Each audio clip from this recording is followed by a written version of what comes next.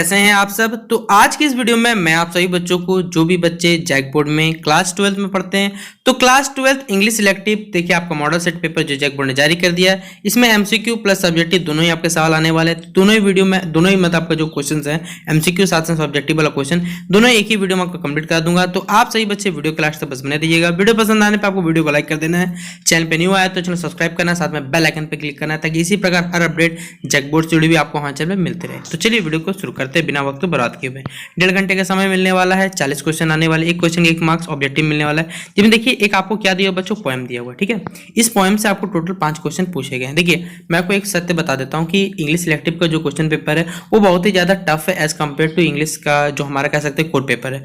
इसको पता नहीं जैक बोर्ड वालों को क्या दुश्मनी रहती है इलेक्टिव वालों से, इसका पेपर हमेशा टफ बनाया जाता है और कोर वालों को पेपर ईजी बनाया जाता है। वही हाल आपके साथ देखिए यहाँ पर एक पोएम दिया, वो पोएम को पढ़ना है और यहाँ पर कुछ सवाल दिए गए। जैसे यहाँ पर दिया हुआ है कि by the expression fame is a food that did man it we mean, मतलब इससे क्या हम समझते हैं, ये क्या हमें संदर्भ करता बताना है। तो फेम इज एंजॉयड, जो फेम एंजॉयड किया जाता है आफ्टर ओनली डेथ। तो ऑप्शन नंबर ए हमारा क्या हो जाएगा, राइट आंसर हो जाएगा। फिर अगला सवाल है friendship is a Nobel thing. Friendship क्या नोबल थिंग है, लेकिन कब क्यों क्या हमें बताना है। तो सीधा बात है, a man always the remains the good quality. एक जो दोस्त एक आदमी रहता है वो अपने दोस्त की अच्छी क्वालिटी याद कब रखता है, जब उसकी मृत्यु हो जाती है, तब ये जीवन का कह सकते हैं परम सत्य के हिसाब से कहा जा सकता है। तो 2 का क्या हो जाएगा, सी आंसर हो जाएगा। Friendship is better than fame because in friendship जो है फेम से क्या ज़्यादा बहुत बेटर, लेकिन किस कंडीशन में ये हमें बताना है, जब उस आदमी की मृत्यु हो जाती है तब उसे याद आती है, तब उसे याद आता है हाँ ये बात सही है। तो ऑप्शन नंबर ए इसका सही जवाब हो जाएगा। फिर अगला सवाल है in the last line of the above poem the point one of the points क्या कन्वे करना चाहता है, ये हम बताना चाहता है। ये कहना चाहता है कि कोई भी आदमी की जो गलतियां सीधा बात है वो उसे भूल जाता है कब, जब उसकी मृत्यु हो जाती है। The faults of a person are forgeted by his friend after his death. Option number C is the right answer for this question, ठीक है। फिर द वर्ड रिकॉल, रिकॉल मतलब फिर से याद करना, सीधा बात है। रिकॉल याद करना मतलब रिमेंबर होता है। तो ऑप्शन नंबर क्या हो जाएगा बच्चों, डी इसका राइट आंसर हो जाएगा। अब देखिए यहाँ पर हमारे पास डायरेक्ट इनडायरेक्ट सवाल दिए हुए, he said the earth is round. देखिए ये जो बात है ये हमेशा सही है कि अर्थ जो है हमारा राउंड है, तो इसका क्या हो जाएगा, इनडायरेक्ट में बदलेंगे तो he said that the earth is round. Option number C इसका क्या हो जाएगा, सही उत्तर हो जाएगा। फिर अगला हमारे पास she said I can play cricket, वो कहती है क्या मैं क्रिकेट खेल सकता हूँ। तो सीधा बात है क्या बदलेंगे बच्चों, अगर हम लोग इसको बदलना चाहेंगे तो लिख सकते हैं she said that she could play cricket. Option number A. फिर अगला सवाल है हमारे पास he said to me what are you doing, वो मुझसे कहते हैं कि तुम क्या कर रहे हो। इसको बदलना इंडायरेक्ट में तो हम लोग क्या लिख सकते हैं कि he asked me what I was doing. Option number बच्चों क्या हो जाएगा, बी राइट आंसर हो जाएगा।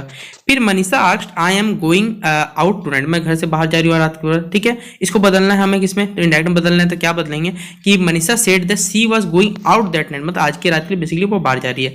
तो ऑप्शन नंबर बी इसका राइट आंसर हो जाएगा।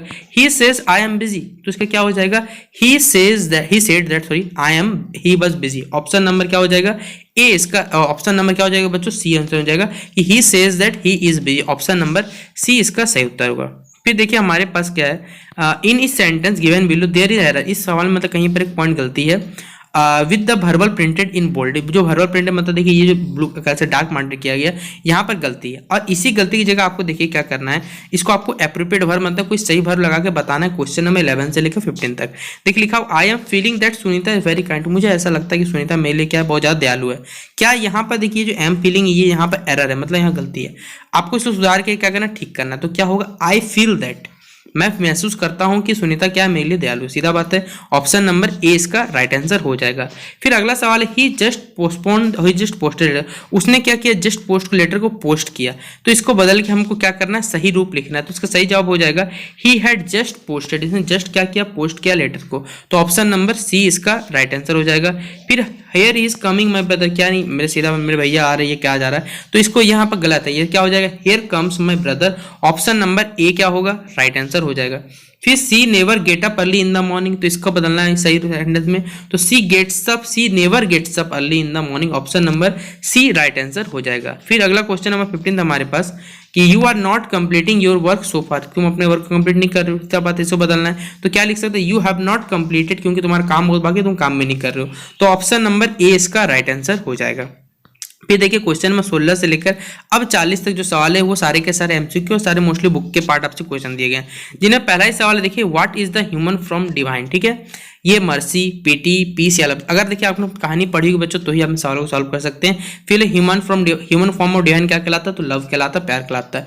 Option number D right answer हो जाएगा।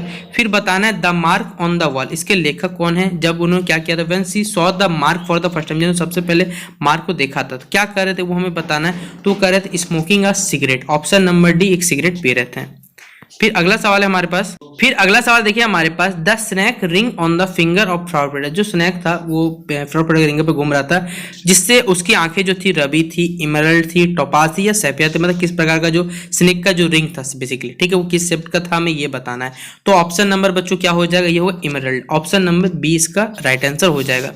फिर 19 नंबर क्वेश्चन बच्चों, द नरेटर इन द आई सेलमेडीन जो चैप्टर है, ठीक है, ये लास्ट कहाँ से मतलब कौन सा बस स्टॉप से जाता है बताना है। बस से जाता है, सी पे खत्म होता है, ट्रेन या प्लेन पे, तो कहाँ होता है बच्चों, ये होता है ट्रेन, रूम का ट्रेन जाता है, ऑप्शन नंबर क्या हो जाएगा, सी राइट आंसर हो जाएगा।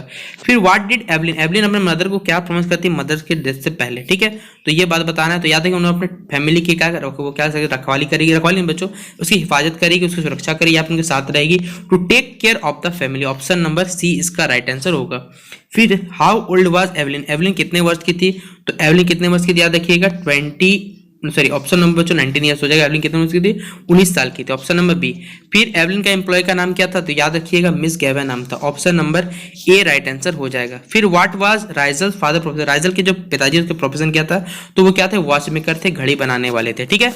फिर अगला है why was doctor Solomon not happy with his own community में, देखिए डॉक्टर जो सोलोमन थे वो अपने कम्युनिटी मेंबर से क्यों नहीं खुश थे, हमें ये बताना है। क्योंकि देखिए सीधा बात है, जो ज्यूज थे मतलब समुदाय के लोग थे वो अपने कल्चर को भूल रहे थे, इसलिए ऑप्शन नंबर सी इसका राइट आंसर हो जाएगा। फिर अगला सवाल है what happens when loves day is short, जब क्या होता है लव्स डे क्या होता है, शॉर्ट होता है, हमें बताना है। तो इसका सही आंसर जो बच्चों डीके से खत्म होने लगता है, खत्म हो जाता है, तो ऑप्शन नंबर ए राइट आंसर हो जाएगा।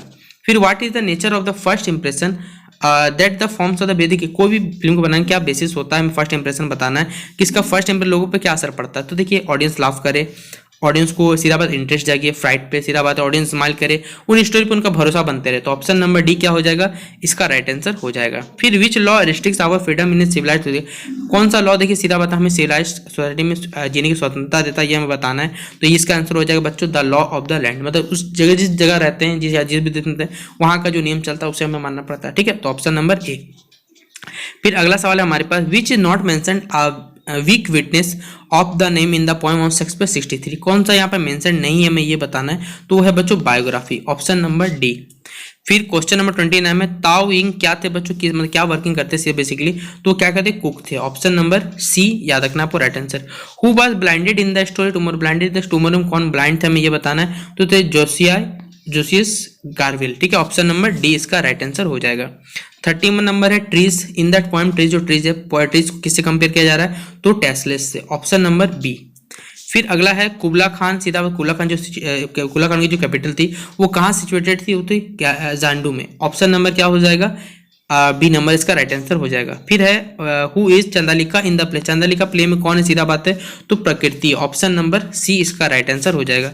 फिर व्हाट डज रामानुजन आज रामानुजन ने जो लिसनर्स उनको क्या कहा कि time again and again bells को, हॉर्न को, म्यूजिक या फिर क्लॉक टावर, किसको कहा था बेसिकली बच्चों को ये बताना है, तो क्लॉक टावर्स वालों को, ऑप्शन नंबर क्या होगा, डी इसका राइट आंसर हो जाएगा। फिर 35 नंबर है कौन से सीजन में, सीधा बात है ये पोएम बात कहा जा रहा है द वाइल्ड स्वान्स एट कोल, ठीक है, ये कौन से सीजन का बात किया जा रहा है, तो ये Ottoman season, option number A इसका राइट आंसर हो जाएगा। फिर अगला सवाल है 36 नंबर, what shrine did Kamala Das great mother to very every Monday, कहाँ लेके जाते थे मतलब बेसी घुमाने, दुर्गा श्राइन में, शिवा श्राइन में, मुरुगन श्राइन में या काली श्राइन में, ठीक, कहाँ लेके बेसी जाती थी, तो होगा Shiva shrine, option number A इसका ऑप्शन नंबर बी इसका राइट आंसर हो जाएगा। फिर अगला सवाल है what is superior to science philosophy, science क्या बात है कौन सुपीरियर, साइंस फिलोसॉफी और poetry according to D H Lawrence के अनुसार, ये हमें बताना है। तो क्या यहाँ पर होगा सही जवाब बच्चों, वो होगा option number C novel, option number C novel इसका राइट आंसर होगा। फिर अगला सवाल है बच्चों हमारे पास यहाँ पर देख सकते हैं आप लोग कि who translated Bhagavad Gita into, Bhagavad Gita को देखिए सीधा बात है इंग्लिश में किसने ट्रांसलेट किया ये नाम बताना है, तो ये Christopher Isherwood, option number B right answer हो जाएगा। फिर अर्जुनास कैरेक्टर के बारे में सीधा बताना है, कृष्ण है, रामा है, भीमा या नकुला है, हु वाज अर्जुनास चैरियटर, तो अर्जुना को सीधा बात किसने, अर्जुन को किसने तैयार किया था ये हमें बताना है, तो श्री कृष्ण जी ने किया था, ऑप्शन नंबर ए हो जाएगा। फिर अगला है हमारे पास अकॉर्डिंग टू आइजैक, ठीक है, the goal of ancient stories and modern science fiction are same, मतलब ये पुराने कह सकते पुरानी जो स्टोरियाँ होती है और मॉडर्न साइंस, ये दोनों जो काल्पनिक कहाँ है, किस प्रकार के किस आधार पर सेम में बताना है, क्योंकि दोनों का जो डिपिक्शन ऑफ लाइफ है हम दोनों को नहीं जानते बेसिकली गहराइयों से। तो ऑप्शन नंबर ए क्या हो जाएगा, राइट आंसर हो जाएगा ये 40 का ए नंबर। तो इस तरह के सारे हमारे ऑब्जेक्टिव पार्ट है वो कंप्लीट होता है। अब मैं आपको पूरा सब्जेक्टिव पार्ट बताऊंगा। तो आप सभी बच्चे अगर यहाँ तक अगर आपको वीडियो दिल से पसंद आया तो वीडियो को लाइक करके कमेंट बॉक्स में जरूर बताइएगा कि आपको ये वीडियो कैसा लगा, और वीडियो को अपने दोस्तों से शेयर करना मत भूलिएगा। चैनल पे न्यू आए तो सब्सक्राइब जरूर कर लीजिएगा, क्योंकि सभी के सभी मॉडल पेपर अगर चाहिए सॉल्यूशन और इंपॉर्टेंट क्वेश्चन जो एग्जाम में आने वाले हैं तो आपको सारे के सारे हमारे चैनल पे मिलते रहेंगे। तो चलिए बाकी सब्जेक्टिव पार्ट को हम लोग सॉल्व करते हैं। देखिए यहाँ पर हमारे पास इंग्लिश इलेक्टिव पर देखिए मॉडल जो क्वेश्चन पेपर है ये सब्जेक्टिव पार्ट है हमारे पास। सब्जेक्टिव पार्ट मतलब देखिए सीधा बात है, और मैंने आपको पहले ही बताया था कि इंग्लिश कोर वालों से आपका जो क्वेश्चन पेपर है वो थोड़ा ज़्यादा हार्ड है। अब देखिए क्या है यहाँ पर दिक्कत है, मैं आपको बताता हूँ। देखिए पैराग्राफ जो पैसेज पढ़ रहे हैं इंडिया के बारे में बताया हुआ है कि इंडिया देखिए सीधा बात है आज एक कह सकते हैं सेकेंड फास्टेस्ट हमारा ग्रोइंग इकोनॉमी वर्ल्ड का है, लेकिन ये पिछड़ा अभी भी है। क्यों पिछड़ा, किस मामले में पिछड़ा कहा जा रहा है, क्योंकि देखिए हमारे सोसाइटी भले ही देखिए डेवलप कर रहा है, सोशली पॉलिटिकल सभी जगह से डेवलप कर रहा है, लेकिन बात यहाँ हमारे पास जो पितृ सत्तात्मक कह सकते हैं जो सिद्धांत चला जा रहा है कि हमारा जो समाज है वो कहते हैं पितृ प्रधान समाज है, और कास्ट सिस्टम, यहाँ पर कास्ट के आधार पर लोगों के साथ अभी भेदभाव दिखाया जाता है। आप खुद सोच सकते हैं अनटचेबिलिटी कहा जाता है कि बैंड है, लेकिन क्या वास्तविक रूप से सोच सकते हैं अनटचेबिलिटी पूरा बैंड है? नहीं, कंप्लीटली बैंड नहीं। और इसी के बारे में देखिए सीधा बात है, एक वीडियो वॉलंटियर्स का एक सर्वे किया जाता है कम्युनिटी कॉरेस्पॉन्डेंट, जहां पर 490 पीपल से सर्वे किया जाता है। SC/ST कम्युनिटी से 9 स्टेट से रिकॉर्ड किया जाता है। 60% जो रेस्पॉन्डर्स है वो फेस करते हैं कि डिस्क्रिमिनेशन होता है, ठीक है, कुछ फॉर्म में। सर्वे कंफर्म करता है कि कोई स्पेस नहीं जहाँ पर ऐसा कोई जगह नहीं बना जहाँ पर अनटचेबिलिटी सीधा बात है बैंड हो सका। कॉन्स्टिट्यूशन के अनुसार हमारे सर नियम डाला गया है, ठीक, आर्टिकल 17 में कि इसको बैंड किया जाए, लेकिन अभी तक कहीं ना कहीं देखिए सीधा बात है कि कहीं ना कहीं हम वहाँ देखने मिलता है कि अनटचेबिलिटी कंप्लीट रूप से बैंड नहीं हुआ है। और इसी के बारे में देखिए यहाँ पर पूरा सर्वे के बारे में बताया गया। ये लोगों ने सर्वे किया तो सर्वे में क्या पाया कि इंडिया के लोग देखिए बाकी सही मामला में यहाँ पर हमारे हिसाब से क्या SC/ST एक्ट पारित किया, जिससे लोगों के साथ क्या ना हो सके, भेदभाव ना हो सके, उनको सभी प्रकार का सम्मान मिल सके, जैसे एज अ जो भारत के नागरिक है, ठीक है। और यहाँ पर लोग जो कह सकते हैं जो सोशल डिस्क्रिमिनेटेड होते हैं, मतलब जिनको सीधा शोषण किया जाता है, लेकिन वो लोग आवाज नहीं उठाते, क्योंकि पहला बात तो उन लोगों मन में डर रहता है बॉयकॉट का चक्कर में कह सकते कोई उनकी बात नहीं सुनी, उनके इनकम का जाने खतरा रहता है, ये सारी की सारी बातें रहती है। और यही बात देखिए यहाँ पर लिखी गई इस पैसेज में, जो मैंने आपको शॉर्ट में समझाया। अगर आप लोग बोलिएगा तो मुझे कोई दिक्कत नहीं, आप लोग बोलिए तो मैं आपको पूरा हिंदी में समझा दूंगा, लिख के भी समझा दूंगा, जैसा आप लोगों को सही लगे, लेकिन थोड़ा सा समय आपको भी देना पड़ेगा, क्योंकि अभी सारे के सारे मॉडल पेपर देखिए आए हुए, सभी को सॉल्व करने में थोड़ा थोड़ा समय लगता है। एक मॉडल पेपर समझ रहे हैं 2-2 घंटे 3 घंटे सॉल्व करने के बाद पूरा बनता है, फिर वीडियो बनाना रहता है अलग मेला, सोच सकते हैं। इसलिए आप सही बच्चों का अगर सपोर्ट रहेगा तो मैं सॉल्व भी कर दूंगा, उसमें भी कोई दिक्कत नहीं है, लेकिन आप लोग को थोड़ा सा अपना सपोर्ट बनाए रखना पड़ेगा, अपने दोस्तों को भी बोलना पड़ेगा, चैनल को सब्सक्राइब कर वीडियो को शेयर जरूर कर देना, ठीक है। देखिए तो चलिए वक्त बर्बाद के वीडियो को शुरू करते हैं। पहला सवाल देखिए, इंडिया की जो प्रोग्रेस है वो क्या दर्शाता है? कौन से 2 फैक्टर जिसमें हमारा social economic and political growth country का दिखता है? इस पैसे से हमें क्या हाईलाइट मिलता है? सीधा बात है, कौन सा आर्टिकल बताता है कि सीधा बात है कास्ट डिस्क्रिमिनेशन पे बैंड किया जाए, एवोल्यूशन में देंगे। कौन से हमारे सीधा बात है व्हाट फ्यूल्स इनइक्वालिटी, हमारे समाज में कौन सी इनइक्वालिटी बताया पैसे के अकॉर्डिंग, और SC/ST अमेंडमेंट है क्या, क्यों लगाया गया था बताना है। लोगों अपनी बात, अगला 7वां नंबर क्वेश्चन, लोग अपनी बात क्यों नहीं उठाते हैं डिस्क्रिमिनेशन के अकॉर्डिंग। ये 7 सवाल है। साथ में देखिए यहाँ पर सीधा बोल दिया गया कि आपको यहाँ पर देखिए कोई यहाँ पर देखिए टोटल 5 क्वेश्चन बनाने हैं, एक क्वेश्चन 2 मार्क्स मिलना, टोटल 10 नंबर। आपको भी 5 बना सकते हैं, वो आपकी इच्छा, मैं आपको 7 बताऊंगा, आपको जो अच्छा लगे आप लोग याद कर सकते हैं।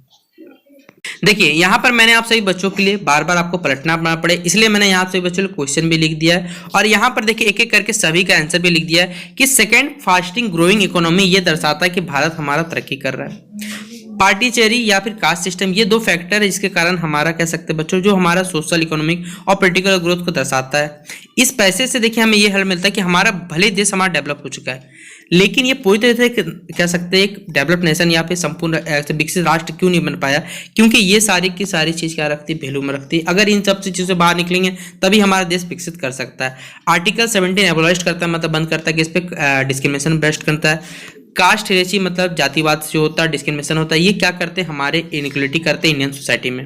अब हमारे पास देखिए यहाँ पर जो क्वेश्चन नंबर 6 था मैं देख लेता हूँ, SC/ST के जो अमेंडमेंट है, ठीक है, ये क्यों लगाया गया था बताना है हमें यहाँ पर, ठीक है। SC क्या अमेंडमेंट था, तो सीधा बात है ये लोगों को क्या कर सके, इक्वल और डिग्निफाइड इमेज दे सके, ये इसलिए लगाया गया था। सोशल बॉयकॉट, फिजिकल वायलेंस, इससे लोग डरते, इसलिए वो लोग अपनी आवाज नहीं उठाते, ये यहाँ पर बताया गया, ठीक है।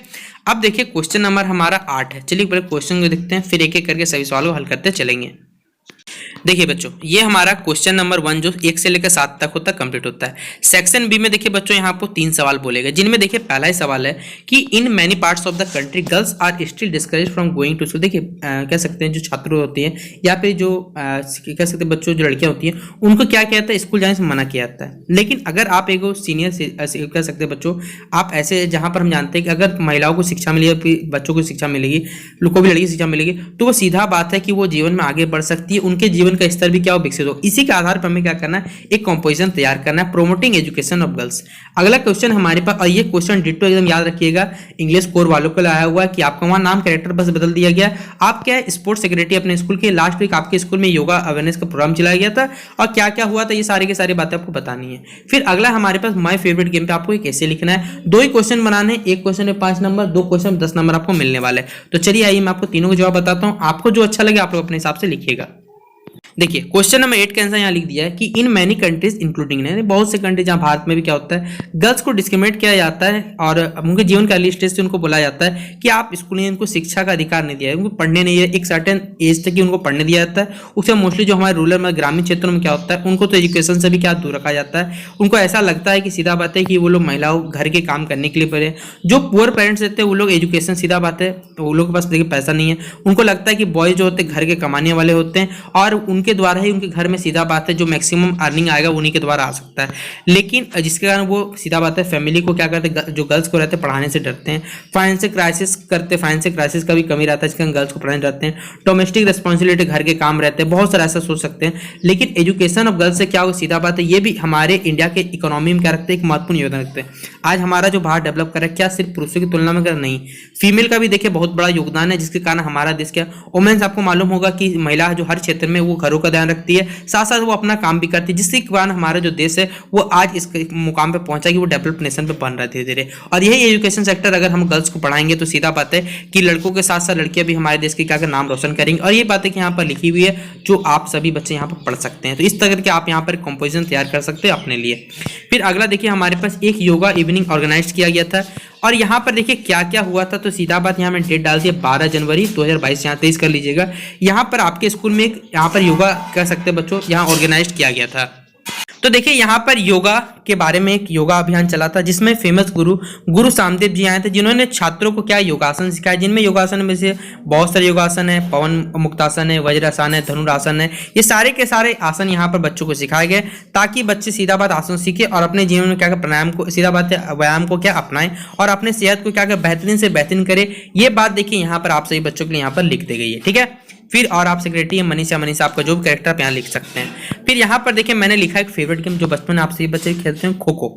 खो खो क्या है, एक ऐसा गेम है जो ग्रुप के साथ खेला जाता है और मोस्टली देखिए जब ये बच्चे खेलते हैं, जब स्कूल में बेसिकली खेलते हैं, खो खो में 12 प्लेयर होते हैं, कम से कम 9 प्लेयर ग्राउंड में होते हैं, 3 साइड में रहते हैं, सीधा बात है। इनमें से देखिए एक प्लेयर जब इंजर हो जाता है तो बाकी 3 एक्स्ट्रा प्लेयर में से कोई आप एक रख सकते हैं। खो खो के बारे में आप जो भी जानते हैं कमेंट बॉक्स में डायरेक्ट लिखिएगा। मैंने यहाँ पर खो खो खेलने की सीधा बात है बच्चों की जो रनिंग स्पीड है वो बहुत अच्छी होनी चाहिए, तभी आप खेल सकते हैं, अदरवाइज थोड़ा खेलना मुश्किल है। तो ये क्वेश्चन नंबर 10 का आपको आंसर यहाँ मिल जाएगा। अब देखिए एक एक करके सारे सवाल भी मैंने यहाँ लिख दिए हैं और नीचे आपको एक एक करके आंसर बताता हूँ, जिसमें बोला गया why did author think that Frau Frieda dreams was the instrument for surviving. ठीक है, ये क्वेश्चन 11th हो गया, 12, 13, 14, 15। देखिए जो मैंने आंसर आपसे लिख दिया यहाँ पर क्वेश्चन 11 का आंसर यहाँ पर आपको मिल जाएगा। हिंदी चिंता मत करिए, आपसे बच्चों की सुविधा के लिए मैंने यहाँ पर हिंदी की दोनों भाषा में लिख दिया। ये 11th का इंग्लिश में आंसर है और यहाँ पर जस्ट इमेज पे हिंदी मिल गया। ये लेखक ने सोचा कि फ्रॉ फ्रीडर ने अपने यहाँ पर अपने को पहले सपने जीवित रहने के लिए एक चाल चली थी, क्योंकि उसने अपने बारे में खुलासा किया था कि उसने शहर में दूसरों के बारे में भविष्यवाणी करके अपने सपनों को बेच दिया और इससे अधिक भाग्य बनाया। ये क्वेश्चन नंबर 11 का आंसर हो गया। क्वेश्चन नंबर 12 का आंसर देखिए यहाँ पर मिल जाएगा कि डॉक्टर मालकिन अपने देश के अपने पैसे के बहुत समर्पित, उन्होंने कभी भी अपनी शपथ नहीं तोड़ी और हमेशा अपने रोगियों के प्रति सम्मान रखते थे। और कुबाला खान का ये चैप्टर एकदम फेमस है, इसमें सवाल बहुत ज्यादा पूछा जाता था। कुबाला खान को रोमांटिक युग की सबसे महान कृतियों में से एक माना जाता है, क्योंकि वो अफीम के प्रभाव में रेवरी के एक प्रकार में हुआ था। कविता जो बाइनरीज में रहती थी, अंधेरी हो गया, उदास हो गया, हिंसक नदी, शांत निर्मल आसपास से, और हम उनके राक्षस प्रेमी के लिए युक्ति का विलाप सुनते मिलता था। आलोचना ने कविता को एक आधुनिक क्षेत्र के रूप में विखंडित किया जहां अंधेरे और भ्रष्टाचार रूप मासूमियत और सरलता के साथ शासित है। ठीक है, ये क्वेश्चन 13 हो गया। क्वेश्चन नंबर 14 का देखिए आंसर आपको यहाँ मिल जाएगा कि कविता में देखिए प्रकृति की क्रिया को सटीक या फिर सटीक बताया गया। देखिए मैंने हिंदी और इंग्लिश में आपको एक साथ लिख दिया है ताकि जो बच्चों को इंग्लिश अगर नहीं समझ में आता तो हिंदी पढ़ के आपको उसके दिमाग में बात घुस पाए। तो सीधा बात है, यहाँ पर आप इंग्लिश पढ़ लीजिए या हिंदी पढ़ लीजिए, आपका खुद ब खुद क्लियर हो जाएगा। ठीक है, ये क्वेश्चन 14 हो गया।